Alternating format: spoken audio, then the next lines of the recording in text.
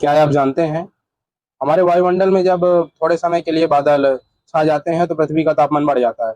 लेकिन जब वही बादल काफ़ी लंबे समय तक वायुमंडल में छाए रहते हैं तो पृथ्वी का तापमान औसत रूप से घट जाता है। इसका सबसे बड़ा कारण क्या है? आइए जानते हैं। पृथ्वी को प्राप्त ऊष्मा का सब 99% सौरिक विकिरण है, जिसे शॉर्ट वेव रेडिएशन भी कहा जाता है। लेकिन पृथ्वी के गर्म होने के मुख्य वजह सौरिक विकिरण नहीं, पार्थिव विकिरण है, जिसे लॉन्ग वेव रेडिएशन कहा जाता है। लेकिन जब बादल पृथ्वी पर छाते हैं थोड़े समय के लिए तो सौरिक विकिरण की मात्रा घट जाती है। लेकिन पृथ्वी में मौजूद पार्थिव विकिरण के कारण दिन का तापमान तो कम रहता है, लेकिन रात में पृथ्वी द्वारा छोड़ी गई उष्मा ऊर्जा के प्रभाव से पृथ्वी का तापमान बढ़ जाता है, क्योंकि वायुमंडल में छाए हुए बादल पृथ्वी द्वारा परावर्तित की गई विकिरण को वायुमंडल में ही परावर्तित कर देते हैं, जिससे कुछ समय के लिए पृथ्वी का तापमान औसत रूप से बढ़ जाता है। लेकिन जब यही बादल लंबे समय तक रहते हैं तो सूर्य द्वारा छोड़ी गई विकिरण की मात्रा पृथ्वी तक नहीं पहुंच पाती और पृथ्वी पे मौजूद पार्थिव विकिरण की मात्रा घटने लगती है, जिससे पृथ्वी का तापमान औसत रूप से घट जाता है। आइए हम जानते हैं कि पृथ्वी का उष्मा बजट क्या है, कितना है और ये किस प्रकार से काम करता है।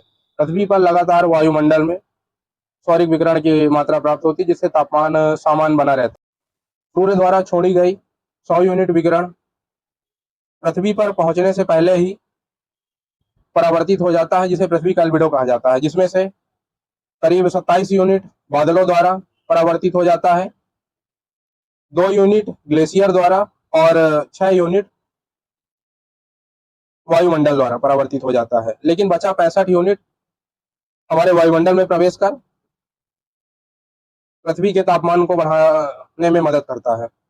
इसमें से 14 यूनिट वायुमंडल द्वारा सीधे अवशोषित कर लिया जाता है। बचा 57 यूनिट में से 17 यूनिट जो है सीधे पृथ्वी की सतह पर पहुंचकर अंतरिक्ष में परावर्तित हो जाता है, जिसमें से शेष 34 यूनिट मात्रा बचती है। 34 यूनिट की मात्रा में 6 यूनिट वायु द्वारा पुनः अवशोषित कर लिया जाता है,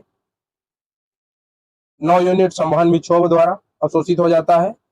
अन्य बचे हुए 19 यूनिट मात्रा को पृथ्वी में मौजूद गुप्त उष्मा, जिसके संगरण से बादल बनते हैं, बादल के बाद वर्षा होती है, में खर्च हो जाता है। यह पृथ्वी का कुल उष्मा बजट हुआ।